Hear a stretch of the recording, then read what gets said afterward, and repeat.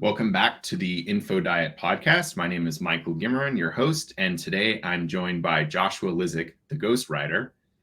Joshua is a very prolific ghostwriter, has written, somewhere upwards of 70 books at this point, Joshua?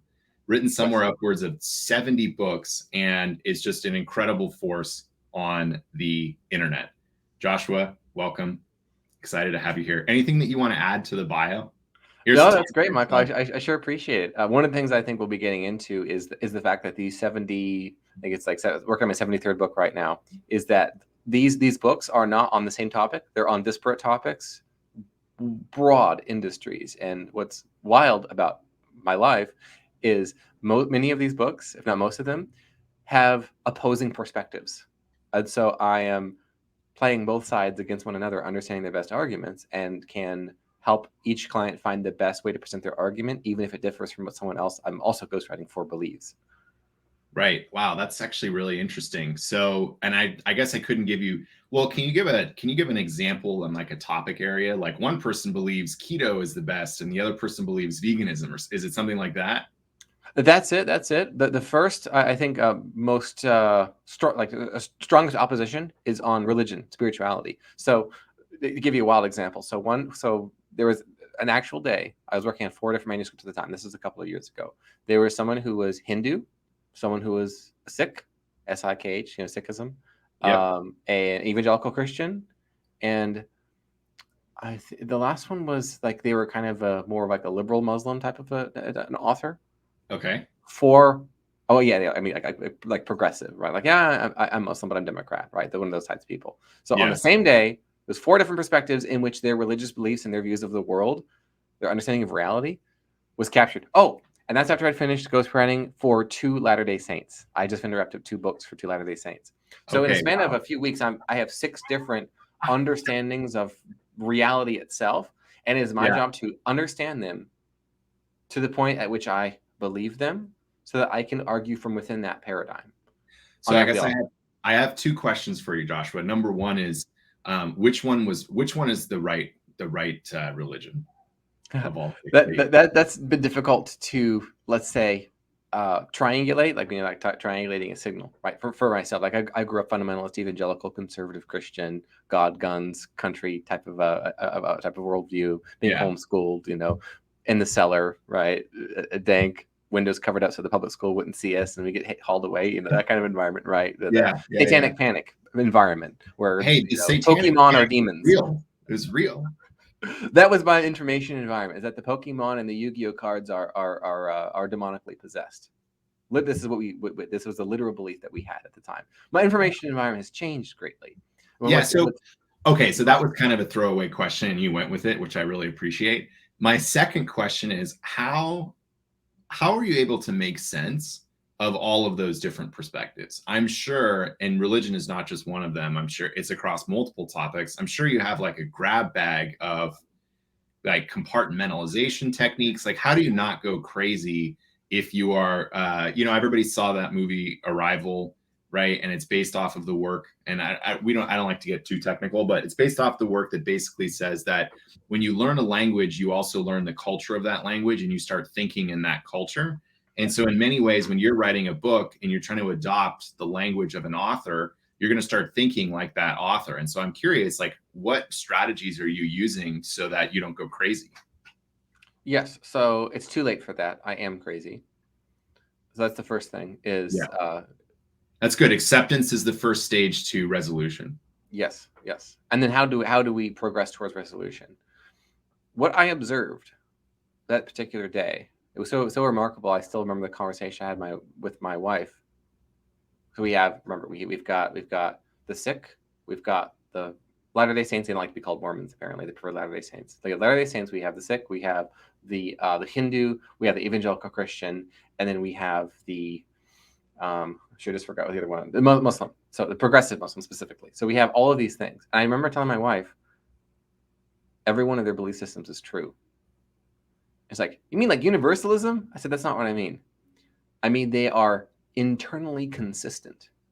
Meaning, each of those worldviews, they are each able to not just make sense of the past, able to describe how we got here, why is there evil in the world, what happens when you die, the big questions are able, and they're able to get around obvious things like like a seven-day creationist. Like, okay, so you think the world was created in October of 4004 BC on a Tuesday? Yes, I It's literally believe that. October 8th at 9 in the morning, midnight in the Garden of Eden. You got to get Bishop Usher correct. Yes. So that's the level of specificity, and it's like, you believe that? What about granite? It's billions of years old. Every single piece of granite. Actually, they were just created to look that old. It's a test. See, internal consistency. There Yeah. is a tool for working through cognitive dissonance within each of these belief systems. That's what I meant when I said that they're true. They're internally consistent, meaning that there is no objection that cannot have an excuse made for it. Is what I noticed. That was the first thing I noticed. The second thing I noticed. So this is about the past, right? Like hindcasting. Can we stop right there and then we'll get Sure. to the second thing? Because I want to make a point here to the viewers, which is what Joshua is saying about this idea that all of his books, all of these religions are internally consistent, also applies in the real world. And one of the things in sense making that's going to happen is there will become a recognition that every single person is speaking the truth from their perspective. And we already see this because you and I know, and most people who argue with other people know, that no one's going to change their mind unless they want to. And if they hold a particular perspective on something, they will figure out a way to make whatever you say fit inside that perspective, right? Like humans have this amazing ability to shoot an arrow and paint a target around it so it's a bullseye. And that is exactly what happens in religion, and it's what happens across everywhere. And the sooner that you internalize that from their perspective, every person is speaking the truth, the faster you're going to get to a better place from a sense making. All right, point two. Yes. So we have the hindcasting. Hindcasting works for every one of these perspectives. And when you say people will change their beliefs if they choose to, the reason that it seems people will choose to change their beliefs is because of a data point with so much emotion in it that it's not possible to make an excuse for it, to make an exception for it. The data point is so massive. So, for example, many evangelical Christians leave the faith over one thing: the problem of pain. Why does God allow suffering to happen to innocent people? And yet, why did the wicked go unpunished? And they have a personal experience. One data point that is so broad, so broad, so deep, so cutting, so personal that it's not possible for them to let's say, blue pill themselves. I was going to say, so this is kind of like a very common red pill moment for these people, is that if they trip over like an incredible suffering in their own life, then it causes a cascade. Like it reaches that catalyst where they have to say, okay, what I believe is irreconcilable. And what I find really interesting is this is the real world intruding on their belief system and forcing it to be reevaluated. And in so many ways, if we don't look for examples in the real world of where our belief system, regardless if it's religious or otherwise, is challenged by the results in the real world, then we will get tripped up by some really extreme event. And I find that the people who can make that shift from passively consuming, so like what typically happens, I think, is, and correct me if I'm wrong, because you've talked to 70 people and I'm sure there's stories of transformation in every single one of your books. What I think happens is that the first time that the sort of, wool is pulled back from your eyes or you see the wizard, it's passive, right? You weren't actively looking for something that challenged your particular worldview. And then you get this hit and it's very, very shocking and it's disorienting. And from that place, either you sort of retreat and becomes like a bitter person and you sort of double down on where you're going. And of course you can read When Prophecy Fails if you want to understand about this. And then there's a set of people that shift from passively accepting that sort of red pill information to actively going out and saying, okay, I had this belief system. It was challenged by this event that happened to me. And now I'm going to go and look for other things that are going to challenge my belief system so that my belief system starts to evolve. Is that sort of what you're getting at here? Yes, and that particularly for the evangelical Christian community that I was once a part of, they call that experience deconstruction. Okay. So they actually, the religion has a way to manage the experience. Yes, they even have a label for it. So when you are deconstructing, what you're doing is you are examining, you are effectively documenting every belief that you have to decide whether you chose that belief because you believed it was actually true, or it was imposed on you. You're manipulated into it, or an authority leader just told you it was true and you were too young to, let's say, peer through that. So, for example, when I remember the first time I found a fossil when I was a kid, and So wow, you this actually rock is so. legitimately found a fossil like in nature. It wasn't like you went, because I've never found a fossil and I don't know anyone who has, but so you actually were like out on the field or something. Yes, yeah. So where I live in Southwest Ohio, there used to be a coral reef here, and it's everywhere. Okay. Like everywhere you go, you just dig a few feet and you'll find it. You'll find the coral reef. It's really cool. Anyway, it was down by the spillway of a dam. The river had kind of gone down. I was like maybe 4 or 5, and I found a fossil of all kind of ocean organisms. In fact, I have it right here. Let me show you. This is the very first one I ever found. It's right here. It is horn coral. This originally it would have been like this, and the little guy would have been up here, and you can kind of see it actually looks like a horn or like a shark tooth, something like that, right? Kind of round. Awesome. This is the first one. It's like 4 or 5 years old when I found this, and like, oh, how did I'm like, this is from the bottom of an ocean. How did this get in the Midwest United States? Noah's flood. I mean, maybe. That was the beginning and the end of the story. And it's like, oh, well, those evil atheists, evolutionists, Satanists, they want you to believe that, millions of years and blah, blah, blah, it's all a lie. And you have an authority who tells you this. Well, you don't have any reason to believe otherwise. I mean, when you're 4 or 5 years old, it's not like you can reason yourself out of that quite yet. And so deconstruction in the religious context is, what do I believe about different parts of life, my values, my belief system, the origins, the problem of pain, life, death, the big questions, the simple questions, what am I supposed to do with my life? So then personally apply it and try to figure out what all of it makes sense. If you go on TikTok, which I do not recommend unless you have to. Unless you live in China, where it's very positive, apparently. It's only in the US where it's this den of iniquity. Yes. If you search hashtag deconstruction, hashtag deconstructing, you will find people who have deconstructed themselves into insanity. Yes, there's actually a group of rationalists in the Bay Area that have done the same thing, right? Where it's funny, right? So you have evangelical Christians who are very extreme in a certain perspective, and then you have the exact opposite, where atheists, where they construct the world axiomatically, who are also very extreme, and they sort of come to the same conclusions, which is that you can drive yourself insane by looking at every single belief that you hold and trying to understand it on a metaphysical level, basically. Yeah. So we talk about hindcasting, all that involves. What happens when you're no longer able to hindcast, meaning the internal consistency that you're experiencing is unable to explain the past as you've known it and your present circumstances. But what is the other thing I look for, and why they say to each of them it's true, right? Forecasting, the ability to predict, specifically not events, because when prophecy fails, explains when people double down and the inability to predict events and whatnot and all that stuff, but being able to predict human behavior. If you can predict what people will do, then that to you is feedback. Oh, I'm right.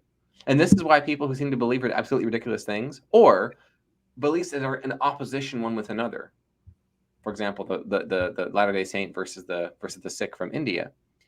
Their beliefs are completely different, and yet they are able to predict what's going to happen next. They're able to predict their own behaviors. They're able to predict how other people will interact. And when a tragedy happens, what they have is able to predict what's going to happen next, how to get through that, what happens when the person has died, et cetera, et cetera. They're able to predict human behavior effectively. And so you can explain the past with internal consistency. You can explain your present and where you're at in life and the meaning of life and the meaning of the hard work and the fact that the circumstances of pain will be worth it, et cetera, et cetera. And then you can predict what's going to happen in the future. And you seem to be right. There's no reason to evaluate that. And so when I'm ghostwriting for those people, I'm writing from the perspective of knowing that it may sound crazy, but they're all right. It's true. Joseph Smith is a prophet of God from that perspective, because that belief, if you take everything else with it, you're able to predict what's going to happen next, how people will react, and so it becomes prophetically useful in that sense. Got it. So basically, you're adopting an entire culture at once, and because you're able to look back, explain the present, and look forward, then you're able to basically, it's internally consistent enough that you can speak from that perspective. And just by allowing yourself to put on that suit, if you will, that gives you the ability to ghostwrite in these different perspectives and not go psychotic. Yes, yes. And there is a understanding that there's, I guess you can call it natural selection at place, in the same way that genes are affected by evolution by natural selection. Memes are too, effectively, and all religion is a collection of memes, beliefs that are self-perpetuate. They take on the host, and then they spread, right? So the religions that exist that spread are those that are selected at being the best for predicting what happens next. Yeah, I also think there are those that, so there's two comments that I want to make here that I think are really important. The first one is, in addition to the ones that like basically spread their belief systems and help you predict the future, they also have to give you an ability to make children. So what I have Incentives. Well, so like, for example, if you look in the Old Testament, right, God says, go forth and be fruitful. And you see some version of that in all of the religions that tend to be successful. There are modern movements that look religious to us, and we don't need to necessarily mention them. And one of the first questions that I ask is, okay, these people that have this belief system, whatever it is it causing them to have more or less children, right? More or fewer? And if the people who are adherents of this belief system, and again, it's not necessarily religious, you see them in a social context as well, are not having more than 2 children, then that belief system is not going to work out, no matter how much you want it to, right? And that feeds into the second point, which is so much of our reality is socially constructed.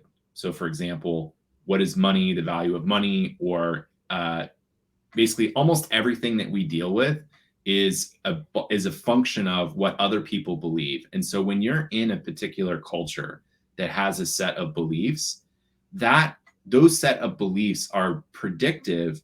One, because over time, as Joshua said, the evolutionary process winnows them down so that only the ones that are the most predictive survive, but also because everyone in your immediate environment believes those things, right? So if there's 1 billion people in the world that believe that Jesus Christ is the Son of God, he is the Son of God when you're dealing with those 1 billion people. Like, it's inescapable, right? And this is something that I think a lot of people also miss. And I particularly miss this, again, when I come across a religious sect that believes something which I don't believe.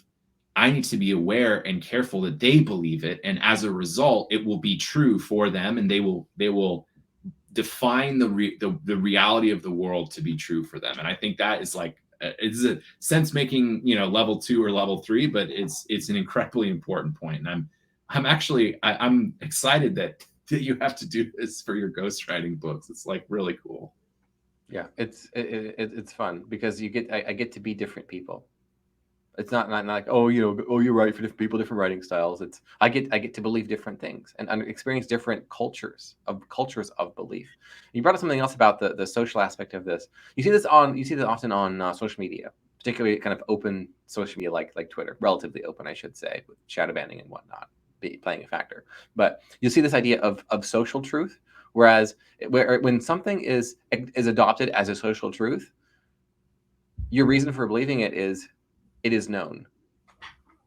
For example, so I took my family down to southwestern Kentucky for this cool like kind of kids event, and everywhere, all you are interacting with is evangelical Christians. So that part of the world, like 90+%, Christian, and everyone's praying before everything.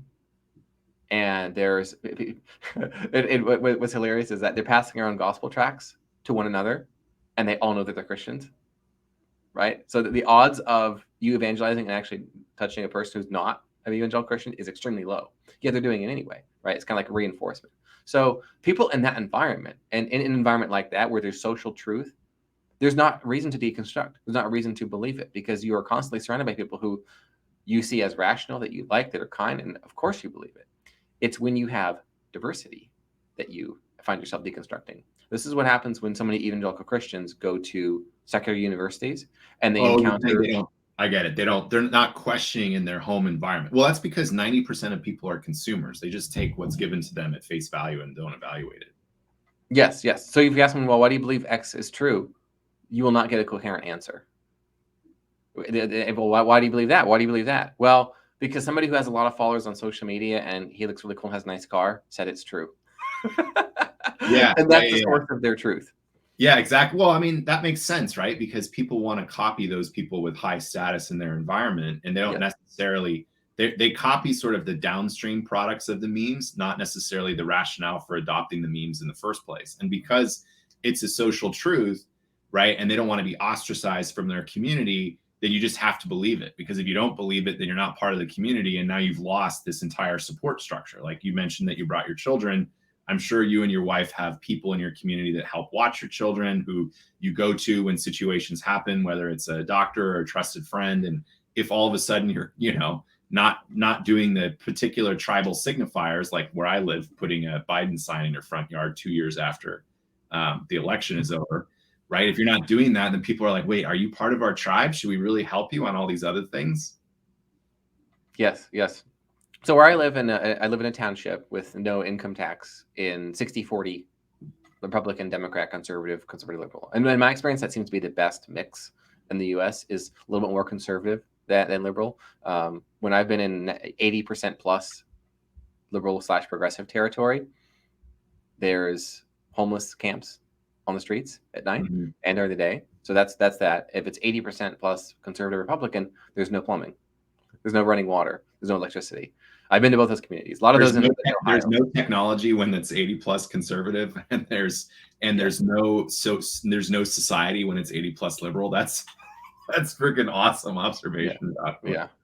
So half an hour from where I live, if you just go east to the Appalachian foothills, someone's house is basically a mailbox on a piece of wood by the gravel road. Behind that box is a porta-john, and next to that porta-john is a 30-year-old trailer. Yeah, and they have maybe one hookup for a light, for a generator at night, and that's home. And of course, what do you see in the front yard? What do you see in the front yard 2 years after the election? You're going to see signs. Yeah, you're going to see a Trump sign in the front yard. Yeah. Wow, that's really fascinating. And I looked it up because I had this hypothesis that I bet that's 80% Republican, because I've been to Central and Southern California, 80% liberal, and I've been to Portland, Oregon, the most hideous place I've ever been, by the way. It's Portland, Oregon. It was hideous. Which is amazing, because if you had gone to Portland 20 years ago, 10 years ago even, it was a beautiful place. I went there 5 years ago, and it was the most hideous thing I've ever seen. I can't even imagine how bad it is now. A decade ago, it was better. Yeah. But I think I would rather live in circumstances without plumbing than anarchy. Yeah, I mean, I think it's funny, right? It seems clear to me that the driving force of that ideology can't survive, because it doesn't provide for, I used to live in San Francisco, and there's a lot to like about San Francisco, but one of the reasons why we left is because as a family with children, we were not supported by the city and the inhabitants in it. And at the point where we as a family did not feel comfortable sending our children to even private school and living, as we did on the top of a hill, so there wasn't as much issue, it's kind of a problem for the city. And that pattern of, young professionals move there, they meet, they find children, and then they leave, it does not make a very sustainable city in the long term, because people then don't care about what it is. And to an extent, that's starting to happen to California and some other places. I think New York City is actually still livable for families, but not San Francisco from what I can see. Yeah, maybe top 20% of families. Yeah, no, even really wealthy families. I think the people who have to stay from a family perspective in San Francisco are the people that can't leave because they're dependent on the welfare system from the city. Yeah. Which is just incredibly sad. Okay, so from an information environment perspective, you've really come up with a set of tools that have allowed you to do this. What do you do when you're on the internet? Right. So obviously, when you're talking to an author, you can put on your persona like, okay, I want to have high empathy for this person. I'm going to believe everything that they believe so that I can speak from their perspective. But when you're just surfing Twitter, or I don't know if you watch the news or read the newspaper, but when you're just looking through regular media, is that somehow translatable from your work as a ghostwriter, or do you just not consume regular media? Or talk to me a little bit about the strategies that you might have there. Yeah. So I am uniquely positioned to know how news becomes news, both on social media and in traditional news, because I've had so many clients who have been in the news. And the first thing is that if let's say, let's just take a public figure John Smith is being written about, it's not true.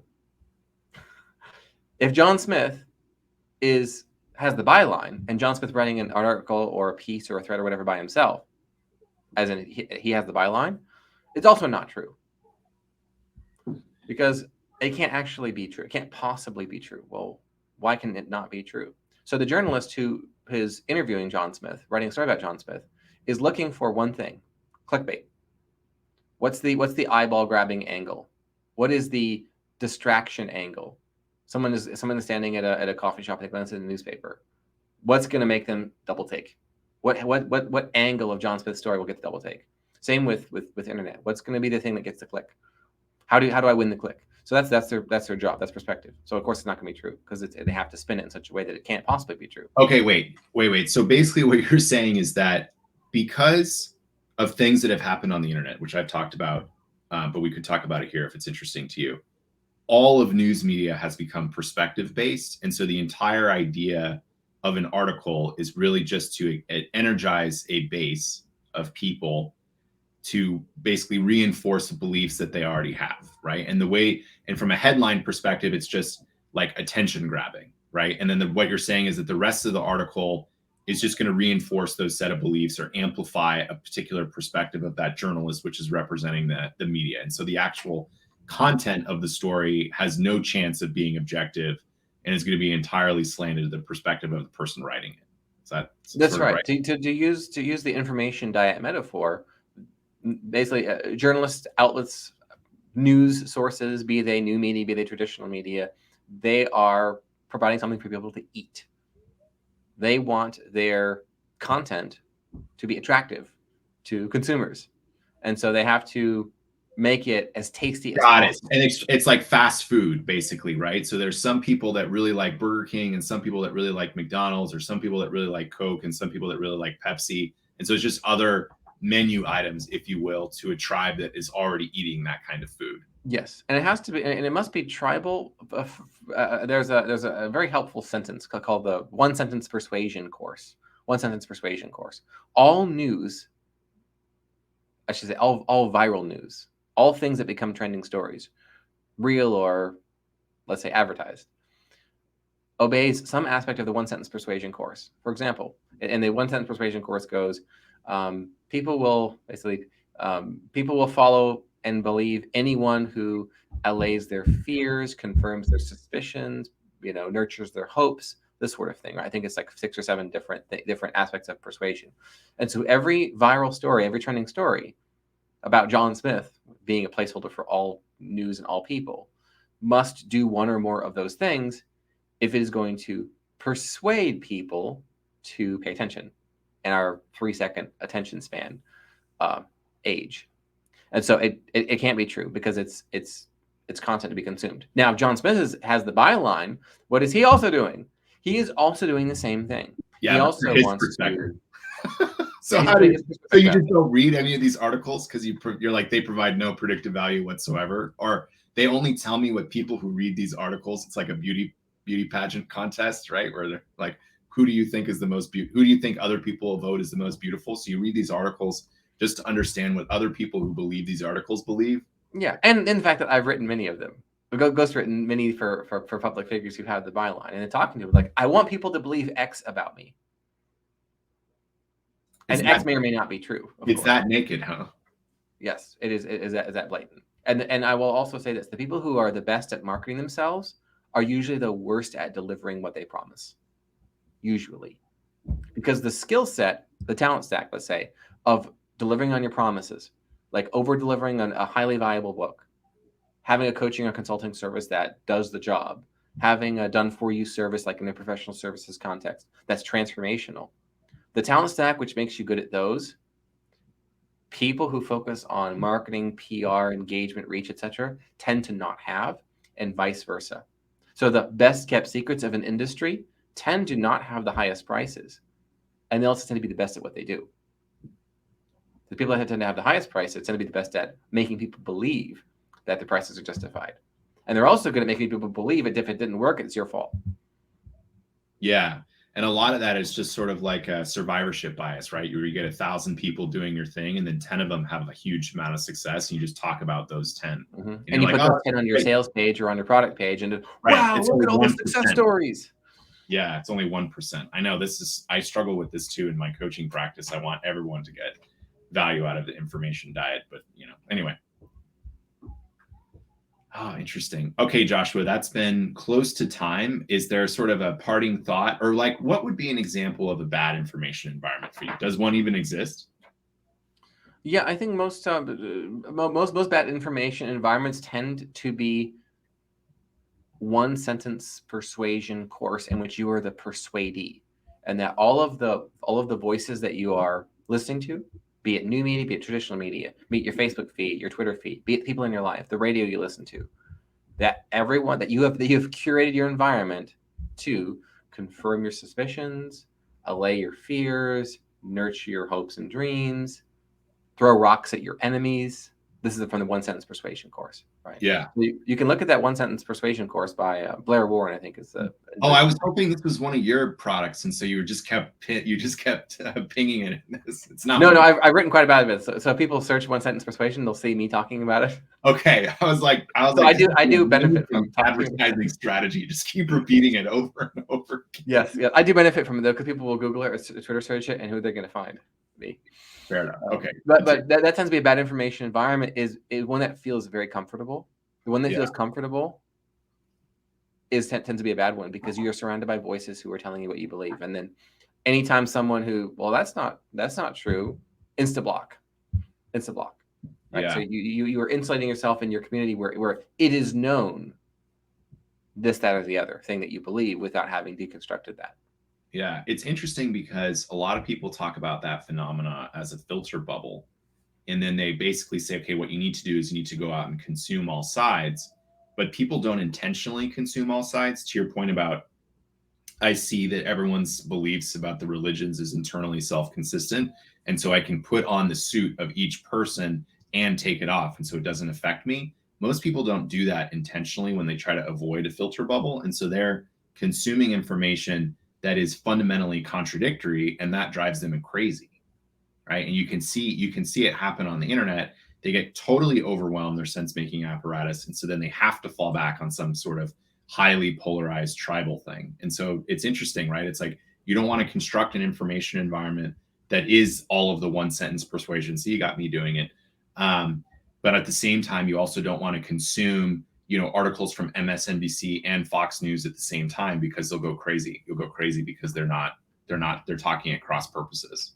Yeah, and they're both same, and they're both an example of the one sentence persuasion problem, which is they're trying to persuade different tribes. Like, I want to persuade more left wing people to consume our news. I want to persuade more right wing people to consume more of our news and confirm their suspicions. And so it's two lies don't make a truth. Yeah. Well, so if I'm consuming both sides, then I'm getting two lies. You're not going to make the truth out of that. It's true. So do we have a hope? No. Come on, really? Not with our current situation. So I don't believe that the social truth idea, where like whatever tribe you're in, you'll be able to find it. It's the, I guess you call it almost like a partial deconstruction would be the alternative. Partial deconstruction, which is a particular area of your life that you want to change, you want to improve, be it losing weight, be it having a better diet, be it writing a book, be it starting a business. Look for individuals who are getting the results that you want. Not groups, not tribes, but individuals, and not individuals who are marketing their services. And that, because remember, we talked about people who are best at marketing themselves tend to be the worst at delivering that experience, fulfilling that promise. They're the people who have the 100 success stories out of 10,000 students, and they're really good at marketing the crap out of those 100 students, those 100 success stories. And so it's the individuals who tend to be quietly going about their way, maybe have a few private clients, maybe do their business or whatever, but they're actually good at what they do. They're competent. It's those people You want to find one at a time. It is, strangely enough, the hero's journey. You must go on a hero's journey to find a mentor, basically to find a truth teller on the topic. And it's going to be somebody unassuming, like, to borrow the Star Wars metaphor, it's a religious nut in the desert talking about the glory days. It's that person who's going to have what you need.